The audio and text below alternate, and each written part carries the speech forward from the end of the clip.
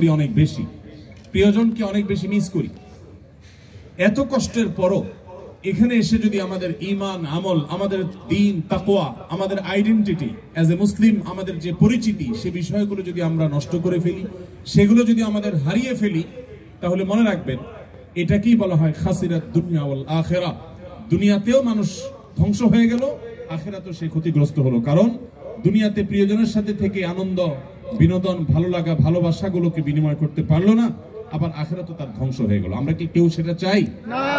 আল্লাহ রাব্বুল আলামিন আমাদের সবাইকে এই প্রবাস জীবনকে আমাদের দুনিয়া এবং আখিরাত উভয় জগতের জন্য কল্যাণকর হিসেবে কবুল এবং মঞ্জুর করবেন, আমিন।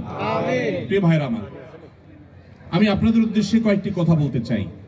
যারা এমন সমাজে বসবাস করেন যেখানে অমুসলিম প্রধান, যেখানে মুসলিমদের প্রাধান্য নেই, যেখানে ইসলাম এবং মুসলিমদের জন্য অনুকূল পরিবেশ খুব বেশি নেই, এরকম যে সমস্ত ভাইরা আছেন, এরকম দেশে বসবাস করছেন, তাদেরকে বলবো, প্রথমত আপনার এখানে আগমন এবং এখানে অবস্থানের নিয়ত এবং উদ্দেশ্য, ইন্টেনশনটাকে পরিবর্তন করে নিন। আপনারা যারা এখানে সামান্য রুটি রুজির জন্য এসেছেন, ব্যবসা বাণিজ্যের জন্য এসেছেন, অনেকে হয়তো পড়াশোনা করার জন্য এসেছেন, আমি আপনাদেরকে বিনীতভাবে অনুরোধ করতে চাই, আপনার নিয়ত এবং আপনার উদ্দেশ্য হবে আপনি এখানে এসেছেন আল্লাহ রাব্বুল আলামিনকে সন্তুষ্ট করবার জন্য, এখানে এসেছেন ইসলামকে রিপ্রেজেন্ট করবার জন্য, এখানে এসেছেন আপনি ইসলামের দাওয়া মানুষকে দেওয়ার জন্য, ইসলামের পথে মানুষকে আহ্বান করার জন্য। এই যদি আপনার উদ্দেশ্য হয়, তাহলে অমুসলিম প্রধান দেশে বসবাস করা আপনার জন্য শুধু জায়েজই হবে না, বরং আপনার এই বসবাস করাটা ইবাদত হিসেবে গণ্য হবে ইনশাআল্লাহ। আমি কি আপনাদেরকে বোঝাতে পেরেছি? তাহলে আপনি পেশায় যাই হন না কেন, আপনার পেশা যেটাই হোক না কেন, আপনি এই দেশে এসেছেন কেন? আপনি ইসলামের একজন দূত হয়ে এসেছেন, আপনি মুসলমানদের তরফ থেকে একজন দূত হয়ে এসেছেন। আপনি ইসলামের সৌন্দর্যগুলো আপনার আচার আচরণে, আপনার কাজকর্মে, আপনার চিন্তা ভাবনায়, আপনার নিয়মানুবর্তিতায়, আপনার শৃঙ্খলায়, আপনার কথাবার্তায়, আপনার সার্বিক সব কিছুর মাধ্যমে আপনি উপস্থাপন করার চেষ্টা করবেন। আপনার উদ্দেশ্যই হবে যে আমি অন্য ধর্মাবলম্বী যারা আছেন তাদেরকে ইসলামের ছায়াতলে আসার আহ্বান করব, আমি দাঈ ইলাল্লাহ হব, আল্লাহর পথে আহ্বানকারী হব, আল্লাহর দিকে মানুষকে ডাকবো। এটাই আমার মিশন, এটাই আমার ভিশন। এর পাশাপাশি এখানে আমার জীবন টিকাতে হলে, এখানে আমার জীবন ধারণ করতে হলে আমার হালাল উপার্জনের দরকার আছে। আমি ব্যবসা করি, আমি চাকরি করি, আমি অন্য যাই করি না কেন, এগুলো হলো আমার জীবন ধারণ করবার জন্য, কিন্তু আমার মূল উদ্দেশ্য হলো আল্লাহর দ্বীনকে এখানে ঘরে ঘরে মানুষের কাছে পৌঁছে দেওয়া। আমরা সবাই যদি এই নিয়তটা ঠিক করে নেই, পরিবর্তন করে নেই, তাহলেই আমাদের জন্য এখানে স্থায়ীভাবে বসবাস করা শুধু জায়েজই নয়, আবারও বলি ইবাদতে পরিগণিত হবে ইনশাআল্লাহ। প্রিয় ভাইরা, আপনারা জানেন আমাদের প্রিয় নবী সাল্লাল্লাহু আলাইহি সাল্লামের সাহাবীরা এক একজন এক এক এলাকায় চলে গেছেন। কোন সাহাবীর কবর পাওয়া যায় সুদূর চায়না, কোন সাহাবীর কবর পাওয়া যায় টার্কিতে, কোন সাহাবীর পাওয়া যায় ইজিপ্টে।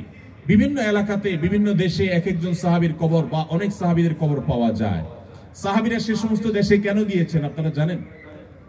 কোন সাহাবী নবী করিম সাল্লাল্লাহু আলাইহি সাল্লামের ভালোবাসার মদিনা শহর ছেড়ে কেউই কিন্তু পার্থিব কোনো কারণে কখনো যাননি।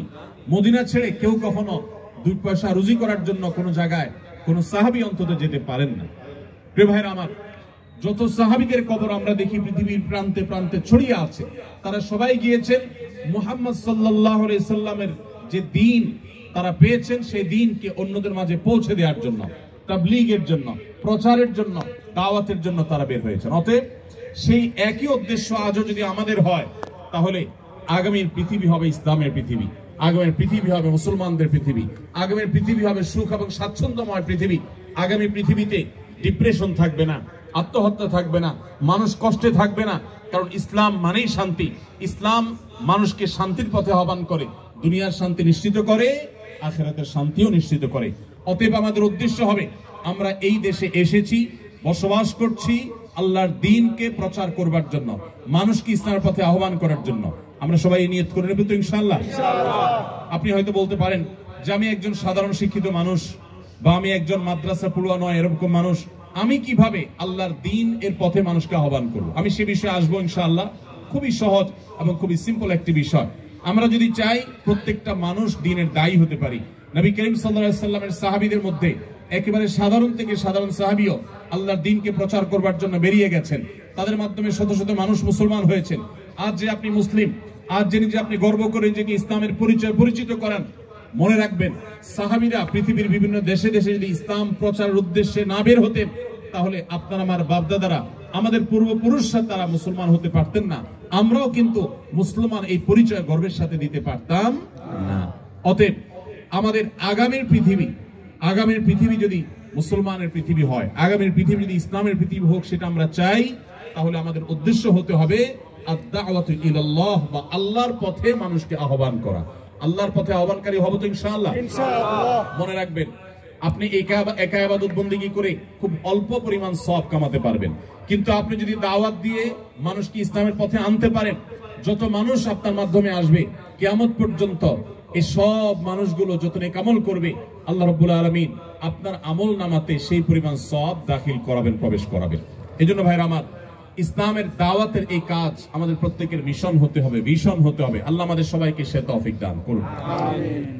দ্বিতীয়ত যে বিষয়টি বলবো তা হলো, আপনারা এই দেশে এসেছেন ইসলাম প্রচারের স্বার্থে, কাজের স্বার্থে তো আপনারা এই দেশের ভাষা শিখেনি, কিন্তু ইসলাম প্রচারের উদ্দেশ্যে আপনারা এদেশের ভাষাকে খুব ভালো করে রপ্ত করবেন। বিশেষ করে ওলামা একরাম এখানে আছেন, আমি তাদেরকে বিশেষভাবে বলতে চাই, আর আমার সম্মানিত শ্রোতা ভাইদেরকে বলতে চাই, বোনদেরকে বলতে চাই, আপনারা সবাই এই দেশের ভাষা সবচেয়ে গুরুত্ব দিয়ে আপনারা শিখে ফেলবেন।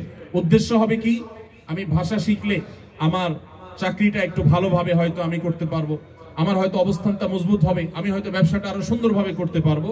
উদ্দেশ্য হয়তো পার্থিব হতে পারে, কিন্তু এই ক্ষেত্রে আপনার উদ্দেশ্যকে ঠিক করে নেন। আমি ভাষা শিখবো কেন? এই কোরিয়ান ভাষা দিয়ে আমি কোরিয়ান ভাইদেরকে, যারা আমাদেরকে তাদের দেশে বসবাস করার সুযোগ দিয়েছে, যারা তাদের দেশে আমাদেরকে ওয়েলকাম করেছে, এদের দেশের অনেক সুন্দর দিক আছে আপনারা জানেন। তারা অনেক সুশৃঙ্খল, তারা সত্যবাদী, তারা কোনো মিথ্যা বলে না, তারা কোনো ছল ছাতুরিতে যায় না, তাদের মধ্যে অনেক ভালো ভালো দিক আছে, গুণ আছে। দুঃখের বিষয়, মুসলমান নামধারী হলেও আমরা অনেকে সে সমস্ত গুণগুলো নিজেদের মধ্যে ধারণ করতে পারি না। তো এই মানুষগুলো যারা আমাদেরকে এই যে এখানে এত সুন্দর একটা প্রোগ্রাম করার সুযোগ দিয়েছে, একটি বিশ্ববিদ্যালয় মাঠে এত চমৎকার করে ভিনদেশী মানুষদেরকে তারা কাজের সুযোগ দিয়েছেন, আমি ব্যক্তিগতভাবে তাদের সবার প্রতি কৃতজ্ঞতা জ্ঞাপন করছি, যারা এই সুযোগ দিয়েছেন, এবং সামনেও তারা এই সুযোগ দিবেন বলে আমরা আশা করি। তো এই যে সুযোগ তারা দিচ্ছেন আমাদেরকে, তাদের প্রতি আমাদের দায় আছে না নেই? আমরা জান্নাতে কি একা যেতে চাই, না তাদেরকে নিয়ে যেতে চাই? আল্লাহ রাব্বুল আলামিন আমাদের সবাইকে, আমাদের কোরিয়ান ভাইদেরকে নিয়ে জান্নাতে যাওয়ার তৌফিক দান করুন। আমিন। আমরা তাদেরকে অনন্ত অসীমকালের সুখের ঠিকানা দেখতে চাই কি চাই না? যদি চাই, তাহলে তাদের ভাষা আমাদেরকে শিখতে হবে, কারণ তাদের ভাষা শিখলে আমি ইসলামটাকে আমি আমার মতো করে, তাদের বোঝার মতো করে আমি উপস্থাপন করতে পারবো। এজন্য ভাইরা, আপনারা কোরিয়ান ভাষাটা খুব ভালো করে রপ্ত করবেন। আবার বলছি, উদ্দেশ্য হবে যে আমি তাদেরকে আল্লাহর পথে আহ্বান করব। আমি জাপানে গিয়েছি, টোকিওতে আমি বাংলাদেশি প্রবাসী ভাইদেরকে দেখেছি। অনেক বাংলাদেশি ভাইরা আছে যাদের হাতে অগণিত জাপানিজরা মুসলমান হয়েছে।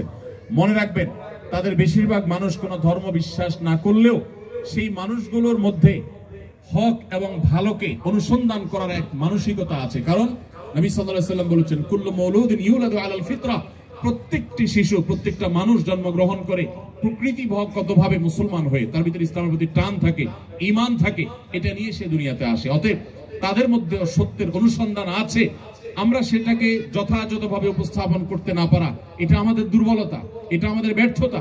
আপনারা জানেন, এদেশের গলিতে গলিতে গির্জা দেখা যায়। আমি আগামী 20, 25, 30, 50 বছর পর এদেশের গলিতে গলিতে যেভাবে গির্জা দেখা যাচ্ছে, তার চাইতে বেশি পরিমাণে মসজিদের মিনার দেখার স্বপ্ন দেখছি। আল্লাহ কবুল করবো আমিন। আপনারা কি চান এদেশের গলিতে গলিতে এভাবে মসজিদের মিনার হোক? আপনারা কি চান সেটা? যদি চান, আপনাদের প্রত্যেককে দায়ী হইতে হবে, ইসলাম প্রচারক হতে হবে।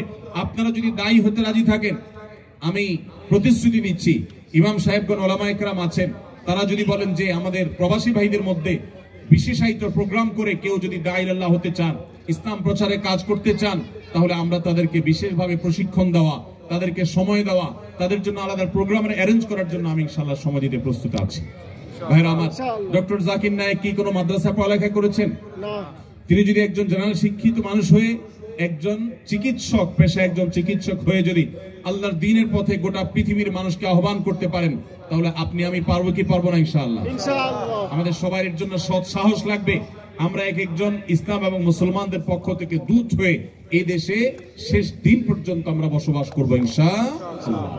তাহলে দ্বিতীয়ত যেটি বলেছি তা হলো এই দেশের মানুষের ভাষা আপনাদেরকে শিখতে হবে। আপনারা জানেন এখানে অনেক খ্রিস্টান মিশনারি ভাইয়েরা বোনেরা তারা আপনাদেরকে কেমন আছেন বলে যখন প্রশ্ন করে তখন আপনাদের কাছে অনেক ভালো লাগা কাজ করে, কারণ আপনার ভাষা তারা জানে, তাই না? এর চাইতে বড় দুর্ভাগ্যজনক বিষয় কি হতে পারে? মুহাম্মদ সাল্লাল্লাহু আলাইহি সাল্লামের উম্মত আপনি, আল্লাহর পক্ষ থেকে একমাত্র দ্বীনের ধারক আপনি, অথচ আপনাকে দাওয়াত দেওয়া হচ্ছে খ্রিস্ট ধর্মের।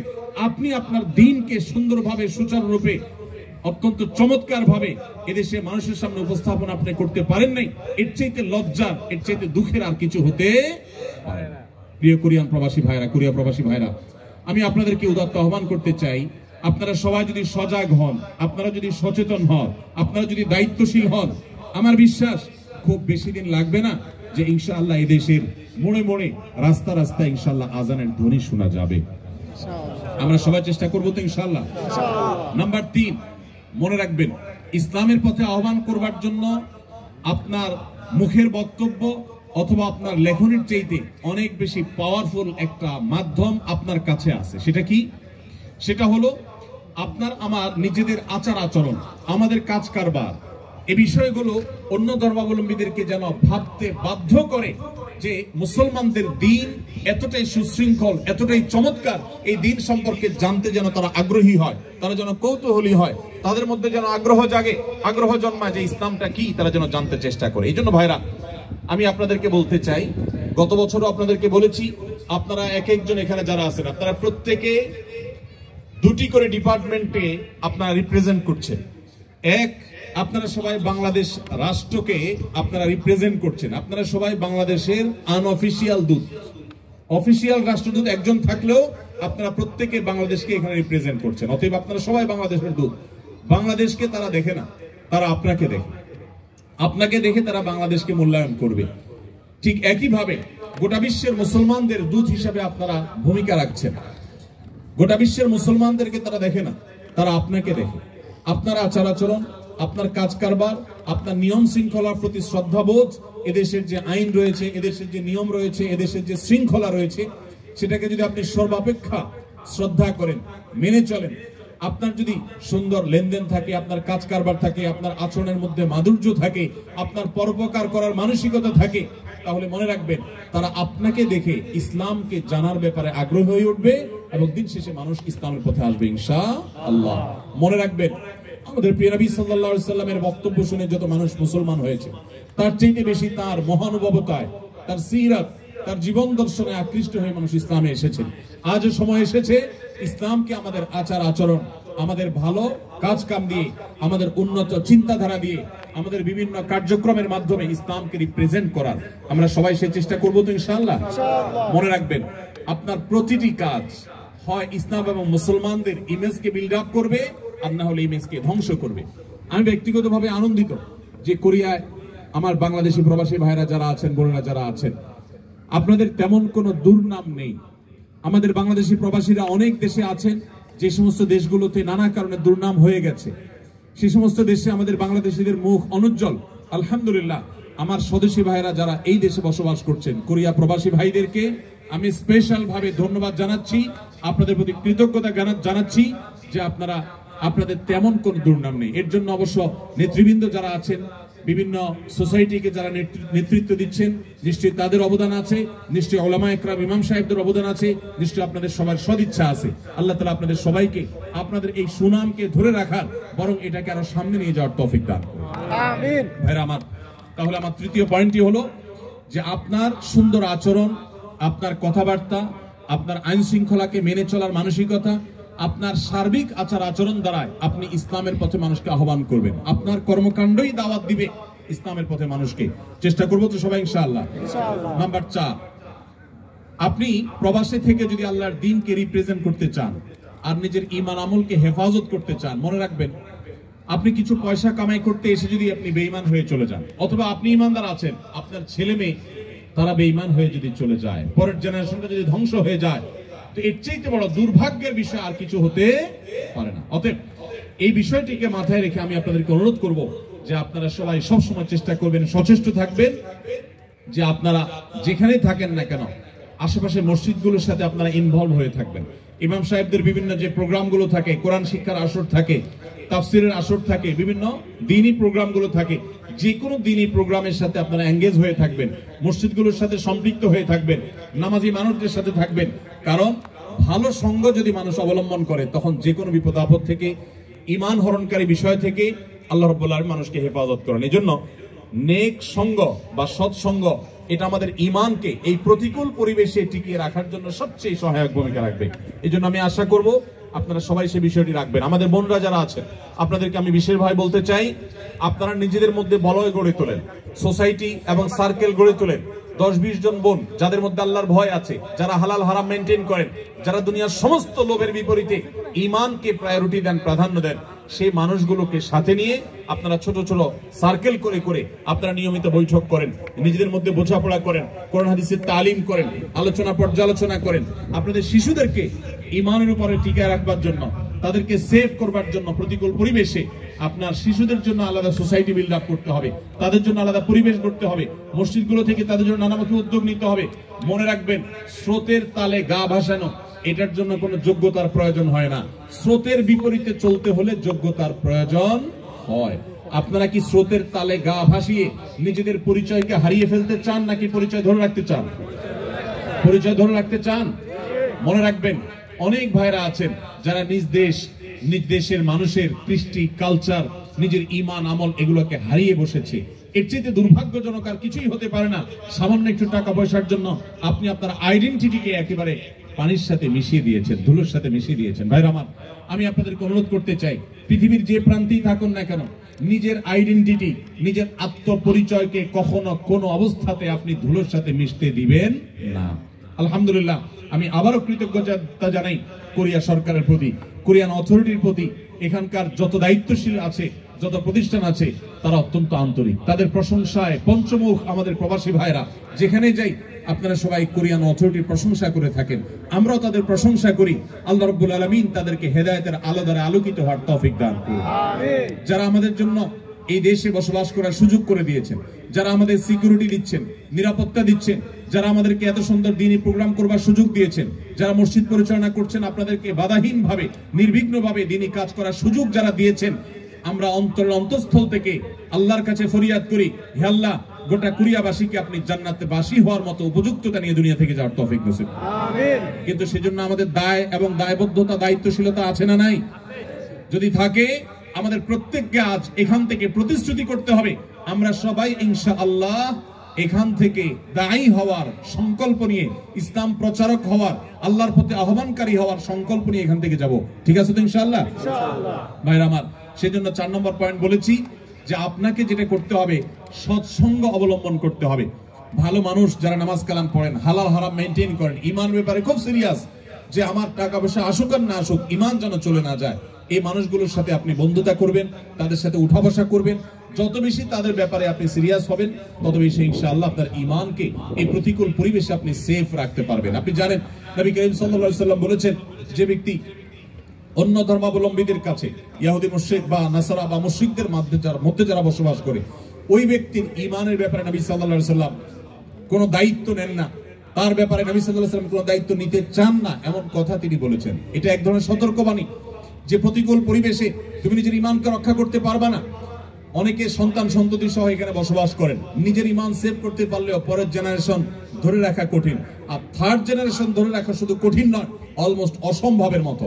এটা সম্ভব হওয়ার একমাত্র পথ হলো, আপনার মূল পরিচয় ব্যবসায়ী হবে না, আপনার মূল পরিচয় চাকরিজীবী হবে না, আপনার মূল পরিচয় স্টুডেন্ট হবে না, আপনার মূল পরিচয় হবে আপনি দেশে আছেন, থাকবেন ইসলামকে রিপ্রেজেন্ট করার জন্য, ইসলামের দায়ী হওয়ার জন্য, ইসলামের পথে মানুষকে আহ্বান করার জন্য। মনে রাখবেন, সাধারণ ইবাদতকারী আর দায়ীর মধ্যে পার্থক্য হলো, আমাদের দেশে আমরা জানি যে বিভিন্ন রকমের নির্বাচন হয়ে থাকে, যে বিভিন্ন পর্যায়ে যে নির্বাচন হয়, এখানে কিছু থাকে ভোটার আর কিছু থাকে ক্যান্ডিডেটের পক্ষ থেকে প্রচারক বা ক্যাম্বাসার।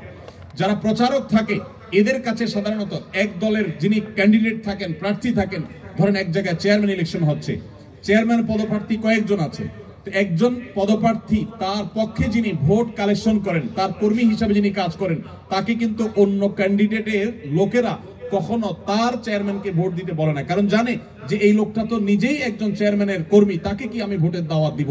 কিন্তু যে ব্যক্তি সাধারণ ভোটার তার কাছে কিন্তু সবাই ভোটের জন্য বলে, সব ক্যান্ডিডেটরা এসে বলে ভাই ভোটটা আমাদেরকে দিন, বলে কি বলে না? আপনি যদি সাধারণ মুসলমান হয়ে থাকেন, আপনাকে শয়তান দাওয়াত দিবে যে তুমি শয়তানিতে চলে আসো, এদেশের মানুষের কুফরিগুলা তুমি গ্রহণ করো। আর যদি আপনি নিজে ইসলাম প্রচারক হন, তাহলে শয়তান আপনার ব্যাপারে নিরাশ হয়ে যাবে যে না, এই লোককে তো দাওয়াত দিয়ে লাভ নাই, এ তো নিজেই আল্লাহর পথে মানুষকে দাওয়াত দিচ্ছে। এজন্য আমাদের ঈমানকে টিকিয়ে রাখার একমাত্র উপায় হলো দাওয়াতের কাজ করা, দাঈ ইলাল্লাহ হওয়া। সবাই চেষ্টা করবো তো ইনশাআল্লাহ। আপনারা যদি দাঈ ইলাল্লাহ হতে চান, আমি অলরেডি 4টি পরামর্শ দিয়েছি, 5 নম্বর পরামর্শ বলে শেষ করব। এই 5টি পয়েন্ট যদি আপনি মাথায় রেখে চলেন, ওলামা ইকরামের যদি সহযোগিতা নেন, আমি বিশ্বাস করি যে একটা নির্দিষ্ট সময়ের পর, 6 মাস 1 বছর পর আপনারা সবাই ইনশাআল্লাহ ইসলামের দায়ী হতে পারবেন। আল্লাহ আমাদের সবাইকে তৌফিক দান করুন। 5 নম্বর সর্বশেষ যে পয়েন্টটি বলতে চাই তা হলো, ইসলামের পথে মানুষকে আহ্বান করার জন্য আল্লাহ সুবহানাহু ওয়া তাআলার কাছে চোখের পানি ফেলে দোয়া করতে হবে। আমি শুরু থেকে বলছি, যে দেশ আমাদেরকে এত সুযোগ দিয়েছে, যে দেশ আমাদেরকে নিরাপদে বসবাস করার সুযোগ দিয়েছে, আমাদের প্রিয় স্বদেশে পর্যন্ত আমরা অনেকে এতটা নিরাপদ না। ঠিকই ঠিক না বলে? আমাদের প্রিয় স্বদেশেও আমরা অনেকে এলাকাতে গেলে পালিয়ে বেড়াইতে হয়। অনেকে আছেন যে নানান মামলা মোকদ্দমা দিয়ে রাখা হয়, এয়ারপোর্ট থেকে অনেককে হয়রানি করা শুরু করা হয়। তো এইরকম একটা পরিস্থিতিতে আমরা যে দেশে বসবাস করছি, এ দেশে আপনাদের জীবন নিয়ে কখনো শঙ্কায় থাকা লাগে না? আপনাদের সম্পদ নিয়ে কখনো ভয় করা লাগে না? তো যে দেশের মানুষ আমাদেরকে এতটা নিরাপত্তা দিয়েছে, এতটা সুযোগ দিয়েছে, আমি এখান থেকে হালাল উপার্জন করার সুযোগ পাচ্ছি, আমরা তাদের প্রতি যে কৃতজ্ঞতা বোধ, সেই কৃতজ্ঞতা বোধ থেকে আজ থেকে আপনার যত দোয়া হবে, আপনি প্রত্যেক দোয়াতে একবারের জন্য হলে বলবেন, আল্লাহ এদেশের যে মানুষগুলো এত সুন্দর, এত সভ্য, এত ভদ্র, এত সত্য কথা বলে, এত সৎ এবং ন্যায়পরায়ণ, শুধু তাদের ঈমানটুকু নেই, হে আল্লাহ আপনি আমাকে ক্যাপাবল করে দেন, আমাকে সেই যোগ্যতা দেন, আমি যেন তাদের সবাইকে ঈমানের পথে আহ্বান করতে পারি। দোয়া করা যাবে না ইনশাআল্লাহ? আল্লাহ আপনি তাদের সবাইকে হেদায়েত দান করেন, তাদের জন্য দোয়া করা যাবে না ইনশাআল্লাহ? আমরা যদি আজকে এখানে যত হাজার মানুষ আছি, আজ থেকে যদি আমরা নিয়মিত প্রত্যেক দোয়াতে আমরা যদি চোখের পানি ফেলে আল্লাহর কাছে ফরিয়াদ করি যে আল্লাহ তুমি এই মাটিকে ইসলামের জন্য কবুল করো, আল্লাহ এদেশের মানুষগুলোকে ইসলামের জন্য কবুল করো, আল্লাহ এরা যদি ইসলামের পথে চলে আসে তাহলে ইসলামের আসল সৌন্দর্য মানুষ দেখতে পাবে, কারণ এদের আচার আচরণ, এদের ন্যায় নীতি, এদের অনেক কর্মকাণ্ড অলরেডি কোরআন হাদিস যা বলেছে তার বাস্তব রূপ হিসাবে আমরা দেখতে পাচ্ছি। শুধু ঈমানটা যদি প্লাস করা যায় তাহলে তারাই হবে আমাদের সামনে সবচেয়ে উত্তম মডেল, সবচেয়ে উত্তম আদর্শ। হে আল্লাহ আপনি তাদেরকে ঈমান দান করেন। আপনি যে সুপারভাইজারের অধীনে কাজ করেন, আপনি তার নাম ধরে আল্লাহর কাছে দোয়া করবেন। আপনি যে কোম্পানিতে কাজ করেন, সেই কোম্পানির মালিকদের জন্য আল্লাহর কাছে দোয়া করবেন। আপনি যে এলাকায় বসবাস করেন, সেই এলাকার অন্য ধর্মাবলম্বী ভাইদের জন্য দোয়া করবেন। এভাবে যদি সবার জন্য আপনি দোয়া করেন, চোখের পানি ফেলেন, মনে রাখবেন নবী করিম সাল্লাল্লাহু আলাইহি সাল্লাম বদরের সময় আল্লাহর কাছে চোখের পানি ফেলে দোয়া করেছেন এবং বলেছেন, আল্লাহ যদি আপনি চান আজকের পরে আর আপনাকে ইবাদত কেউ করার থাকবে না, তো সেটা হতে পারে, আর যদি আপনি চান আপনার দিনকে টিকাবেন, সেটাও হতে পারে। আল্লাহর কাছে ফরিয়াদ করে তিনি হেদায়েতের সাফল্য, দিন এবং ঈমানের সাফল্য তিনি কামনা করেছেন। আমি আপনাদেরকে উদাত্ত আহ্বান রাখতে চাই, আপনারা সবাই যার যার জায়গা থেকে আপনাদের দোয়াগুলোতে আমাদের এই কোরিয়ান ভাই বোনদের জন্য, এদেশে বসবাস করি অন্য ধর্মাবলম্বী ভাই বোনদের জন্য দোয়া করবেন। আল্লাহ যেন তাদের সবাইকে হেদায়েত গ্রহণ করার তৌফিক নসিব করেন। আমিন। দোয়া করবো তো ইনশাআল্লাহ? তাহলে আমি আবারও এক নজরে 5টি কথা বলছি। যারা এই পৃথিবীর এমন কোন দেশে বসবাস করছেন যেখানে অমুসলিমদের প্রাধান্য রয়েছে, যেখানে থেকে আপনার ঈমানকে টিকিয়ে রাখাকে আপনি চ্যালেঞ্জিং মনে করছেন, যেখানে প্রতিকূল পরিবেশ রয়েছে, যেখানে হালাল হারাম মেনটেন করা কঠিন, যেখানে পর্দা মেনটেন করা কঠিন, আমরা রিজিকের প্রয়োজনে সেখানে এসে পড়েছি, আমি তাদেরকে বলতে চাই, প্রথমত আপনার এই আসার উদ্দেশ্যটাকে পরিবর্তন করেন। টাকা পয়সার জন্য, চাকরি বাকরি বা ব্যবসা বাণিজ্যের জন্য নয়, আপনার এখানে থাকাটাই হবে আল্লাহর দ্বীনকে মানুষের সামনে রিপ্রেজেন্ট করবার জন্য, দাওয়া ইলাল্লাহর জন্য, আল্লাহর পথে মানুষকে আহ্বান করার জন্য, জাহান্নাম থেকে মানুষকে জান্নাতের পথে আনার জন্য, মানুষকে মুক্তির পথে দেখাবার জন্য আপনি আসছেন। এই উদ্দেশ্যটাই যদি আপনার মূল হয়ে যায়, তাহলে আপনার ব্যবসার ক্ষতি হোক, দাওয়াত যেন ঠিক থাকে, চাকরি চলে যাক, দাওয়াত যেন ঠিক থাকে, আপনার অন্য সব কিছুতে স্যাক্রিফাইস করবেন, কম্প্রোমাইজ করবেন, কিন্তু দাওয়াতের কাজে, ইসলামের কাজে আপনি কম্প্রোমাইজ করবেন না।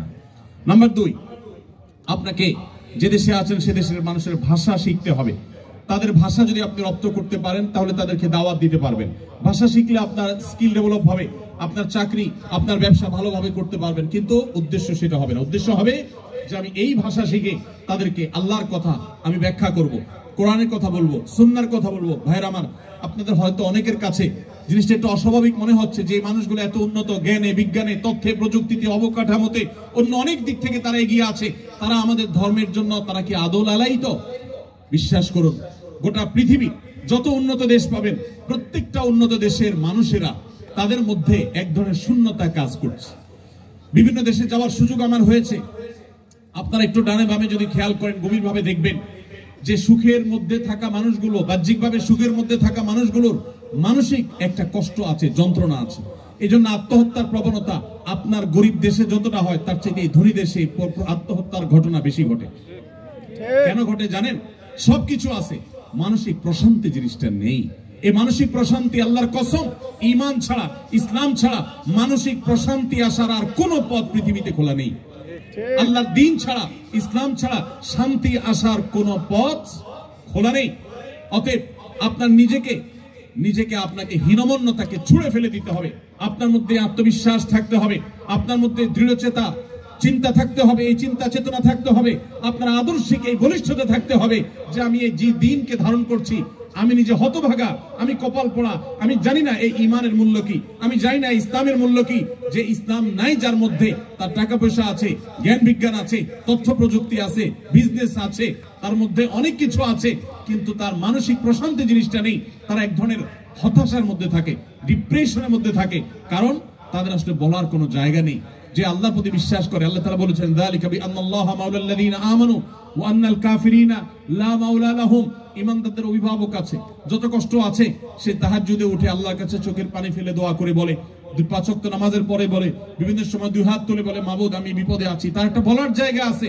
কিন্তু যারা আল্লাহর প্রতি বিশ্বাস নেই, তাদের বলার কোনো জায়গা নেই। তাদের মানসিক কষ্ট নিয়ে তারা ডিপ্রেশন ভোগ করতে করতে তারা দুনিয়া থেকে চলে যায়। এই জন্য বলি, হীনমন্যতাকে দূরে সরেন।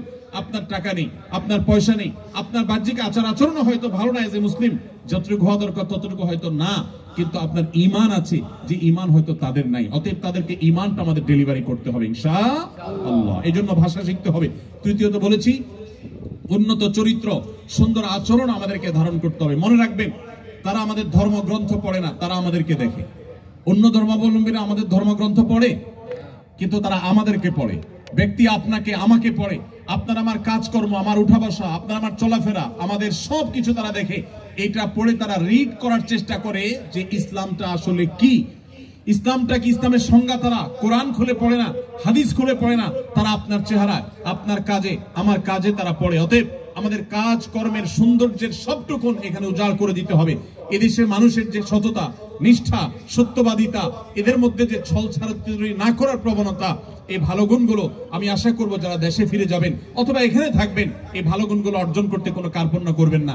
তাদেরকে আপনি ঈমান দিবেন, আর তাদের কাছ থেকে যে আখলাকটা অলরেডি কোরআন হাদিসে আপনাকে বলা হয়েছে সেটা আপনি ধারণ করার চেষ্টা করবেন ইনশাআল্লাহ।